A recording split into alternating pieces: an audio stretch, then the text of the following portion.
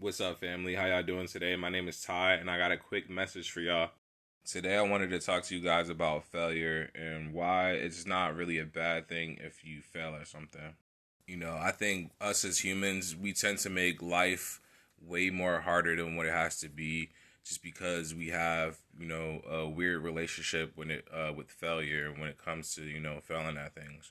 It's like when we have a weird relationship with failure, we tend to think that, when we fail at something, failure is here to, keep us away from, trying those things again because, it didn't work out the way we envisioned it to. So, you know, the failure was teaching us to, stay away from that area when really failure is just part of the process.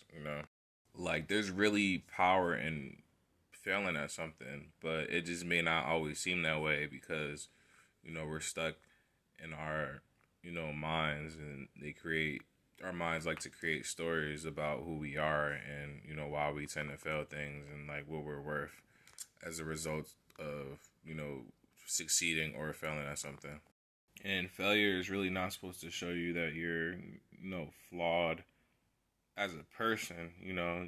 There may be flaws in what you're doing, but as a person, failure is really just here to teach you something. The power in making a mistake is that you get to learn a different perspective.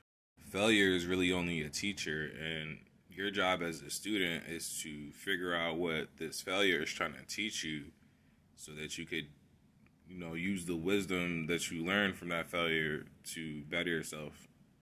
It's like deep down, our souls know that failure is really only a teacher, but we tend to forget that once we, go through life and experience different things, develop, positive or negative personality traits that either help us grow or keep us stuck. Sometimes like failing at something can really hurt. So our minds will naturally try to prevent us from feeling that way again. So it's important not to dwell on your mistakes from a negative frame of mind because if you do for, a long period of time, you could become, stagnant in your mind and your mind won't really work in a way that's trying to help you, achieve the things that you set out to achieve. And, when negativity surrounding a mistake that you've made starts to creep in, a great way to, escape that negativity is to tap into the perspective you would have had surrounding that failure or mistake that you just had if you were a child and you were just learning how to walk. Just because the child is learning how to walk and doesn't know how to walk and it falls a bunch of times, it doesn't mean that it will ever, say like, oh, that just means I can't walk. Like, no, children, they they're gonna try it until they get it right. So I don't even think to a child it occurs to them that they did fail at something or that they can't really do anything. We still are those little kids at heart, but it's like our minds they start to torture us into submission, to where we fear even wanting to try again. And it's really not supposed to be like that. What's really important is that you're trying. Like, you will never fail at something as long as you're trying. Like, when you truly fail at something is when you, like, completely stop trying. As long as you're trying, you're bound to experience mistakes and even successes.